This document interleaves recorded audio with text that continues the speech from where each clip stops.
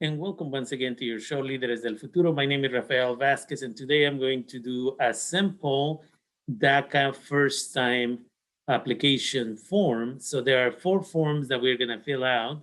So I'm going to remove this so that you'll be able to see all the forms.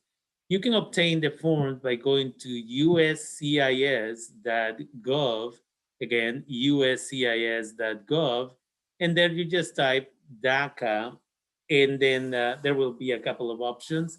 You can type DACA renewal 2020, and it will lead you still to the same applications.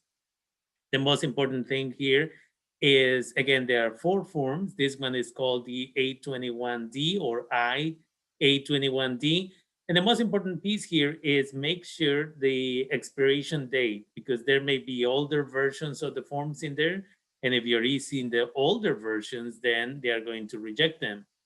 So the 4 forms are, if you look at the top of the screen here, is the I-A21D, the I-765I, the I-765WS for worksheet, and the G1145. Now, before I get started with this, what I want to make sure you understand is that you legally don't have to go to an attorney to fill out the forms, but it is important that you understand that in some cases there could be serious consequences if you don't provide the right information. So, who shouldn't do this by themselves for sure? These are people who have had trouble with the law, whether when they were minors or when they were adults. We're talking about DUIs, driving under the influence of alcohol or other drugs, gang affiliation, accusations of gang affiliation, accusations of domestic violence or arrest or convictions for domestic violence, any of those individuals, child abuse, sexual abuse, any of those individuals who have been accused, arrested, or convicted of any of those crimes should not do this without talking with an attorney. And so this is your show, Líderes del Futuro. My name again is Rafael Vasquez, and we're going to get started. So the first form is called the A21D. There are 7 pages to this form. And so this is the simple way to do it. You're applying for an initial request. So again, this is the one that you're supposed to do. In future years, when it's time to renew, then you'll press on that one. And then on the right side of this, it's asking you if you have ever been on removal proceedings or if you are today on removal proceedings. If the answer is yes, then you shouldn't do this. You should contact a reliable immigration attorney. Now, I should stop here and clarify for you that just because somebody has a title of an immigration attorney, which I'm not, and I want to be clear, I do not pretend to be an attorney or specifically an immigration attorney. I do work with immigration attorneys, and that's a privilege to be able to collaborate with them. But again, just because in a business card it may say this is an immigration attorney, that doesn't mean that they are good immigration attorneys. So please go to a reliable immigration attorneys. We've had many bad examples here in Sonoma County in Northern California, depending where you're watching this. But we have had many negative examples of working with immigration attorneys. We had one case where a year later, the individual came to me and we were talking about college. And in the conversation, it came up that she had applied for DACA and she said she was still waiting for the approval. And it had been a year since she had given the paperwork to the attorney. And then she went and she asked for her paperwork back and her money back so that I would do it. And that's when she found out that the attorney had never submitted the application. They had never even done the application. And then at the end, they wouldn't even return her money for his services. They returned the $495 and they refused to give her cash or a check made out to her. They made it directly to immigration. That's completely unacceptable. But again, please be careful. So again, the answer here should be no. If the answer is yes, you should go to an immigration attorney. And so here, again, you're just going to put your information. So for the sake of this, I'm going to say that the name of the person that I'm working with, and again, just to be clear, this is a made up name, is last name is Sanchez Madrigal. And the first name maybe is Jose, since that's a typical name. and let's say the middle name is Francisco. And so again, that's it. And again, it's important. I always tell people it's better if you do it in capital letters. It makes it easier to read for immigration. And then your address. So I'm going to use my typical address that I use here. And that way, again, this is important. And this is, we are located at the moment in Santa Rosa, California. And so that's it. That's page one. It's kind of simple, but the rest of the pages are going to get a little bit more difficult. So again, here they're asking if you have an A number. I hate using the word alien, but that's what they call it. This is an immigration case. And so if you maybe are going to be applying or already applied, but it's going to take a while because maybe somebody in your household is applying for you to become a resident, but they're telling you that it's going to take 2 to 3 years, then perhaps is good to do that. But maybe you already have a case number. Most people don't, and most people don't have a valid Social Security number, so you would just leave it blank. And then your birthday. So let's say your birthday is January 1st of 2003. And then you're either a male or female, again. And then where were you born? What village were you born in? So let's say I was born in Pátzcuaro, Mexico. You live in the United States. And again, your country of citizenship is Mexico. And then today, are you married, widow, single, divorced, right? And then here, don't worry about this piece. Just go back to the top, and it's asking if you are Hispanic or Latino. If you are, then just click on that. And then it's gonna ask how tall you are. So maybe you are 5'10". And let's say that you weigh 160. And then it's gonna ask what color are your eyes? Well, maybe your eyes are black and your hair is black. Whatever the situation is there for you. And then it's asking if you have been living in the United States since at least June 15, 2007.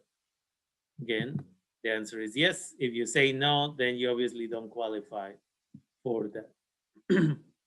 And then here is what is gonna get tricky. So here, immigration wants to know all of your addresses since you arrived to the United States. So I'm just gonna put one as an example. Let's say I arrived, I got lucky. Some people did get lucky. And let's say I got lucky and I came in on June 16 of 2005, and my parents have been living in the same location all this time. And so in that situation, you don't have to do any other paperwork. But if you are one of those unlucky people who had to relocate all the time, you then would have to put, let's say right here, instead of June 16, 2005, it would be maybe 2012. Then you have to do here 2012 until when. And so again, immigration gives you 4 spaces here to do that, starting with your current address. This is the current address, and then those. And then if for whatever reason you have more, I had one case many years ago where we had 17 addresses. Then you go all the way to the bottom of the form, and this is page 7. And so it's gonna ask, what page number are you talking about? What part are you talking about? What item it is? So if you needed to do that, the page number is 3, the part number is 2, and the item would be item 4. And then you can put multiple addresses there. If you run out of space there, you continue and you do it here, and then you have one more space to do this. And yes, you can put multiple addresses here, from when until when, the address, from when until when, address, and so on and so forth. But we're back on page 3, I'm sorry. And so then, other than that, in this page, beyond doing that, the next piece is, have you left the country without advance parole? And the answer is no, because if you say yes, then again, you do not qualify for this program. And then when did you arrive to the United States? Did you arrive before the age of 16? Yes. And then you put the initial date. This is when you actually arrived to the United States. So again, maybe let's say I arrived on June 16 of 2005. And where did you arrive? Now, some people came through Texas. Some people actually flew in with a B2 visa because they were tourists. And so maybe they arrived in San Francisco or Dallas or New York, whatever. So that's where you put that you arrived. If you came as an undocumented child to the United States and you came to California, you can just put California. You do not have to be as clear as possible in regards to was it San Isidro, was it this, was it that. Don't worry about it. So California would work. And then how did you arrive to the United States? Well, I arrived with no lawful status, let's say. Or if you came with a B2 visa, which is a visitor's visa, then you would say that you arrived. But as of June 15, you had your status had expired. Again, if your visa was still valid by then you wouldn't qualify. And so no lawful status is for more people, most people, and most people came without any type of visa. And today, are you in school? Well, if you remember that you must have arrived before the age of 16, before June 15, 2007. So what's your status today? Maybe you are currently in school. I did one just yesterday that the young man is 16-year-old in 11th grade. And then what school do you go to? So let's say I go to Santa Rosa High School in Santa Rosa, California. But if you already graduated, you would say high school graduate, Santa Rosa High School, Santa Rosa, California, and then you put when did you graduate. So let's say I graduated in June of 2002. And are you a member of the Armed Forces or the Coast Guard? The answer is no. And then this is the most important part here. Have you ever been arrested or charged again with crimes in the United States or any other country? Have you ever engaged in terrorist activities? Have you ever been a member of a gang? Have you ever, acted in, behavior that contributes to human trafficking, genocide? Have you ever killed somebody? Have you ever caused some type of injury to somebody? Again, sexual assaults, sexual abuse, and so on and so forth. And again, read those. And again, if there's questions of yay or nay, that's when you contact an attorney. And with that, we come to the next page, which is page 5. That's all it's asking. Can you read and write in English? And did you need an interpreter? And so besides that, again, you just put the date and your phone number. And as a result of that, you can then get this done. Again, that's it. It's very, very simple how you get it done. And as a result of that, you're done. This is the first form again, and you're done. Again, what I'm doing here is I'm doing this video on January 10th because I had already said in another video that I was going to do so. But I am still recommending that you do not send this to immigration until the new administration comes into play on January 20th. So that's really, really important. And with that, we go to the second form.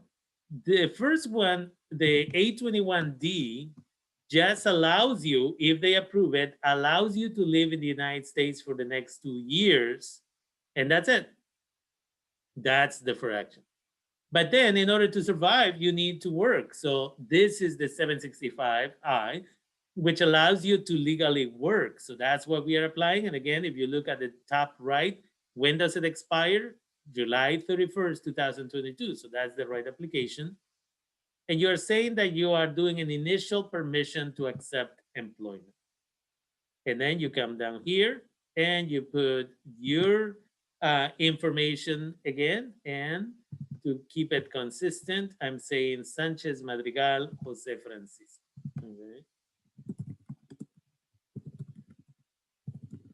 And that's that. And we're moving on to page 2. And here again, they're asking, what is your mailing address? And that is important. The same thing with the with the A21D. If your mailing address and where you reside, where you live, are the same address, then no problem. If you live in a rural area where you live is not where you get your mail, make sure to put the right place where you get mail right in this section. Same thing with the 765. This is where you get your mail. So in my situation, let's say my mail is here. And then immigration is going to ask you the following question, and that is, do you get mail and live in the same location? And the answer in this situation is yes. And look at how this section reacts. And that is, if you say yes, then you don't have to do anything else. If you say no, then it's asking you where you actually live. So in this situation, we just say yes. Okay. And then again, you don't have an A number yet. For renewals, you'll have one, but not yet. And let's say you're a male and that you're single. Have you ever applied for a work permit before? Most of you, the answer is no. Has the Social Security Administration ever given you a Social Security card? Most of you, the answer is no. In the future for renewals, this is where the Social Security number is going to go. But we go back to the top.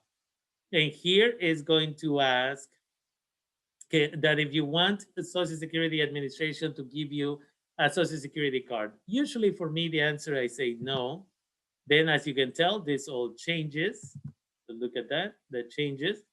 And then it's because it's gonna ask information about your family. So what we do is I usually just say no. And then later on, when you get your work permit, you can fill out the Social Security application or the Social Security card, which is SS5. And you can find that in Social Security Administration website, which is ssa.gov. And you can fill it out, and it takes about 2 weeks to get your Social Security number. And then again, where were you born? And we're saying that this person was born in Pátzcuaro. And the person, let's say, is from Michoacan.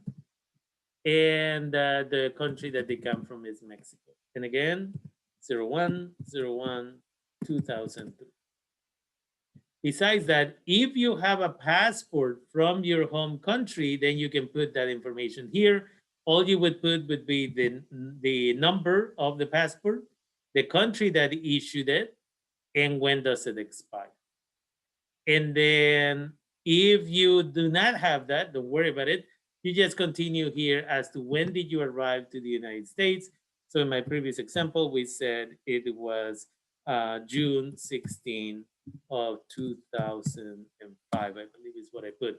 Anyways, it has to match whatever you put on the A21D. Where did you arrive? California. How did you arrive? Do you have a visitor visa? Again, if you did, that's what you put there. And that information has to match whatever you have in your passport as to when you arrive. For the rest of the individuals, again, that whenever you arrive, where, and then you just say no status. Today, what do you have? No status. That's it. In the future, you'll be able to put DACA here, but for now, that's it.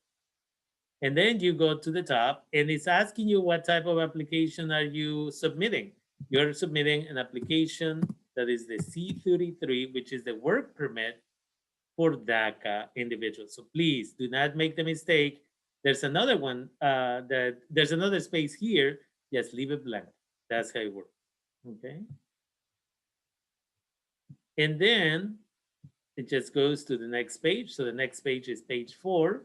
You click here. If you can read and write in English, your phone number,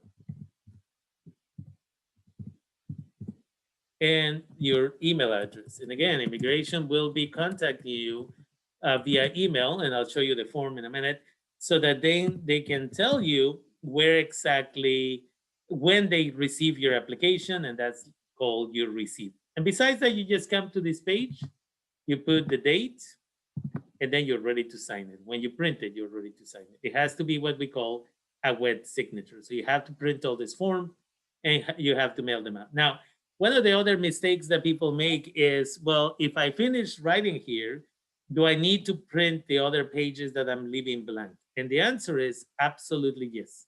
You have to print them. If you don't include all 7 pages of the 821D and all 7 pages of the 765I, then immigration will send you a letter that will say that they're sending the application because it's an incomplete application.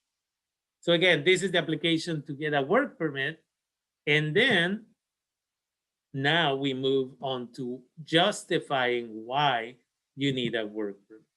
So again, Sanchez Madrigal, Jose Francisco.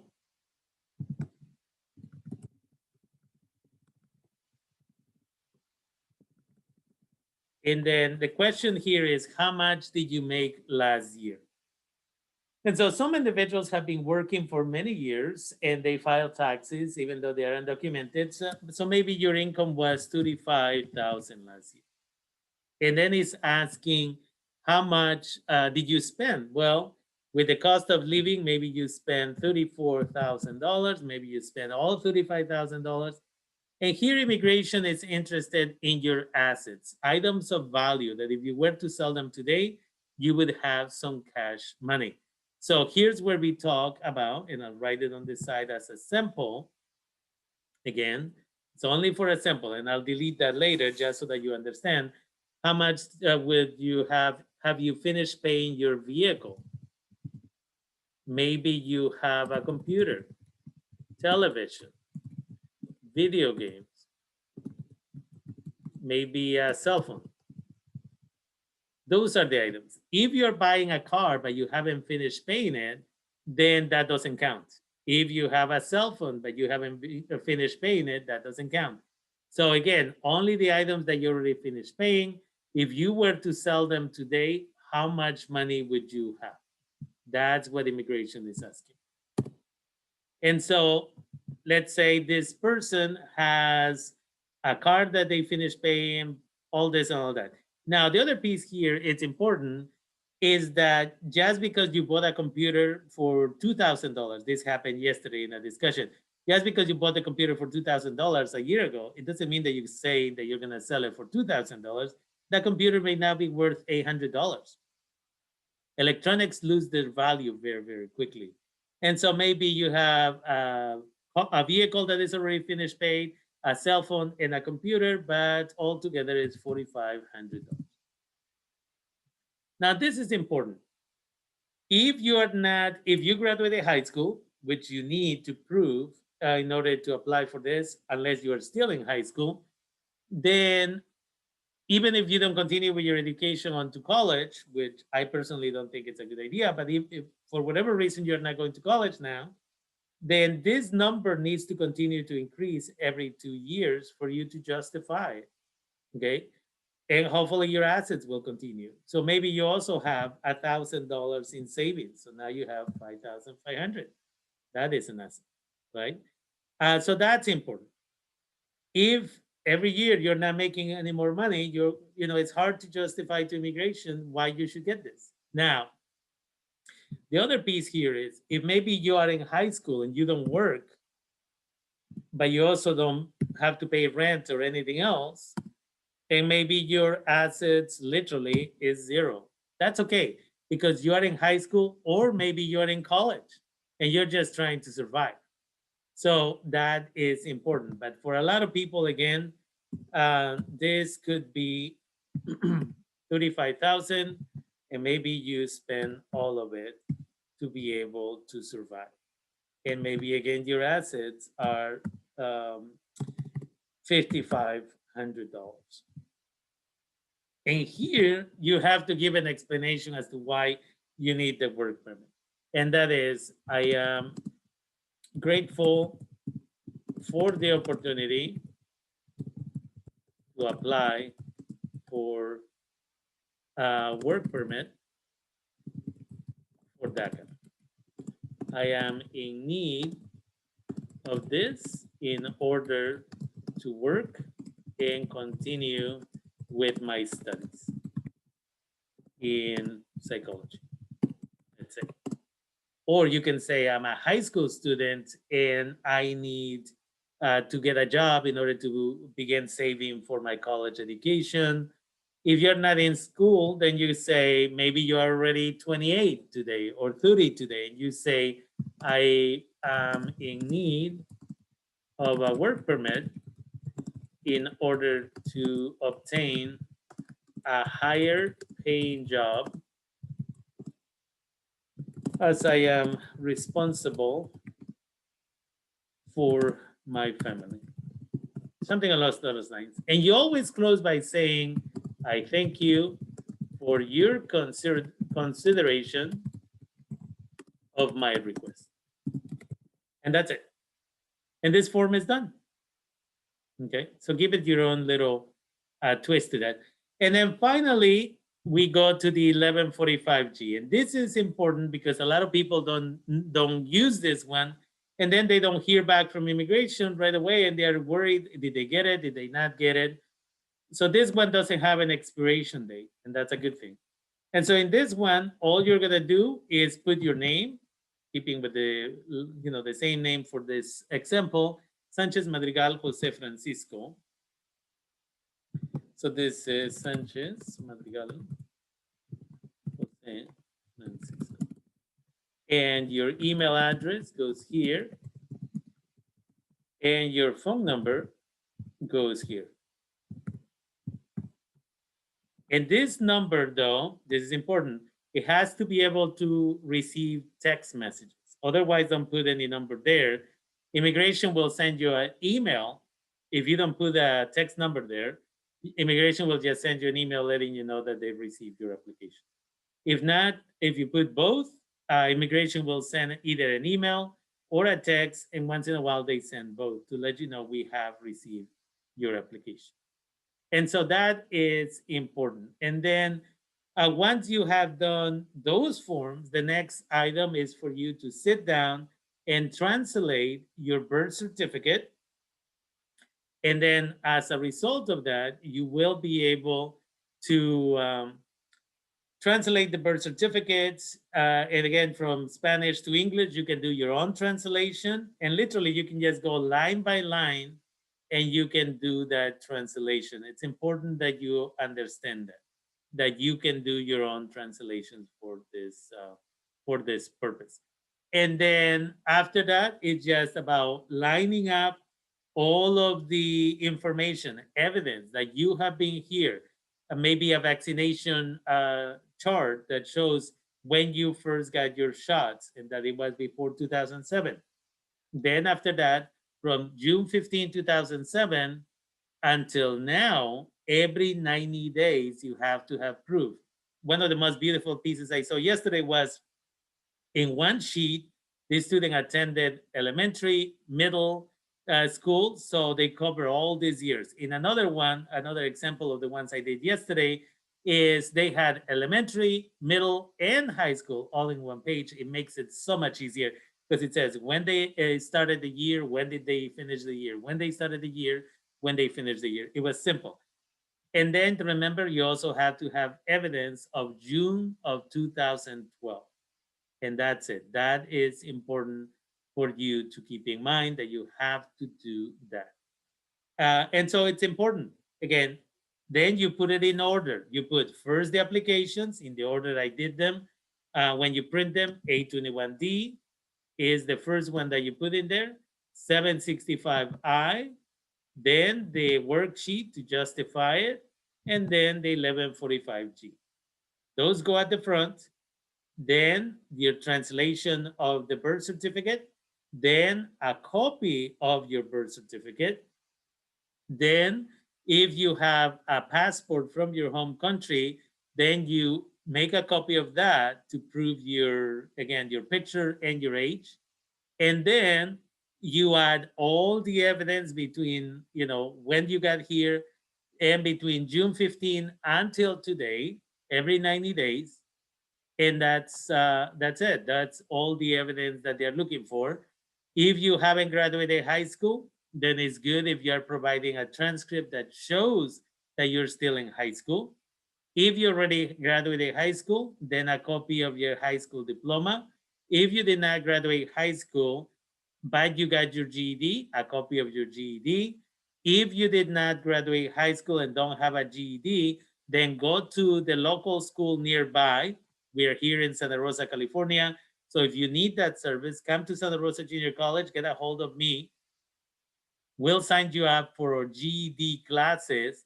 And then 2 months after you being in the classes consistently, the faculty member will write you the letter, or I will write the letter to immigration, verifying that you have been going to school. And then you have basically 2 years to get that GED. But failure to get that GED could mean that in 2 years, immigration will take away your work permit away from you and your DACA away. It's really, really important. In 2012, I said the same thing to people. Many people didn't understand or chose to ignore it. And they sign up for Santa Rosa Junior College and then they drop out. And then when it was time to renew, immigration started asking for those GEDs and they didn't have them. And I remember one woman came to my office and she wanted me to falsify a letter to immigration. And I obviously refused because that's not how we work. Okay. And so it's important if you live maybe at a local adult school and they may have, in your town or your city, go to them and then make sure that they signed you up. If you were short maybe 25 credits from high school, maybe instead of doing the GED, go back to a local adult school and you might be able to do the 25 credits in a month and then you're ready to go. And then you'll get your adult high school diploma. And so that's really, really important. Okay. And for students who are young, remember, if you're still in high school, your grades are going to be looked at by immigration. So it's important that you understand that those D's, those F's, right? If there's any notes that say truancy, those can get you into trouble with immigration. It's really, really important that you do that. And then after that, if you can get 2 pictures, US passport size, get them again, US passport size, not the Mexican, not the Guatemala, not any other country. US passport size pictures, a money order or check for $495. And then that's it. You put it as a packet and then you mail it out. And where do you mail it out? It's a little bit different between where you are located. So if you are located in maybe New York or Miami, it's a different address than if you are in California. So it's really, really important that you pay attention to that. And so again, if you don't know exactly where to go and get the information, please go to uscis.gov. And there you can download the application forms I was just showing you. And if you need to know where you need to mail your application, you can also go to that website and there you can do a quick search under DACA mailing address and it'll pop up for the different places in the United States. For California specifically, you can use the address that is on the screen, which is USCIS PO Box 20700, Phoenix, Arizona 85036-0700. Okay. And so that's all there is to it. I know I make it sound simple perhaps because I've been doing it since 2012. I am always grateful to the 2 attorneys who took the time to teach me how to do this. And we've been doing this at no cost.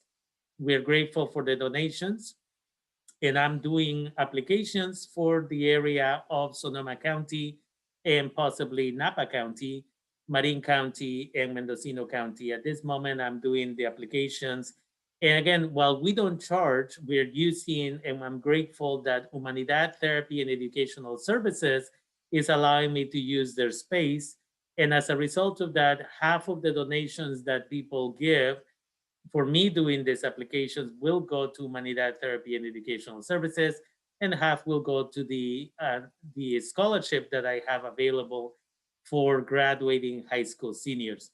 So with that, my name is Rafael Vasquez Guzman, and my organization is called Lideres del Futuro. I also have a radio show called Lideres del Futuro, a podcast, which you can find on iTunes, Google Play, or Spotify called Lideres del Futuro. And I always find it interesting that when I type it, it always comes up with Lideres del Future, but that should be a no, and I apologize for that. It always happens for whatever reason. My website is lideresdelfuturo.org. You can also find me and add me on Instagram at lideres_del futuro with a double O. And if you have any questions, you can send an email to lideresdelfuturo@yahoo.com. And with that, again, I thank you for taking the time and watching this video. Feel free to share it with other individuals who maybe don't have the resources to either pay for an attorney and they haven't been found guilty of any crimes and they have all their documentation. They can do it by themselves. Thank you again and goodbye.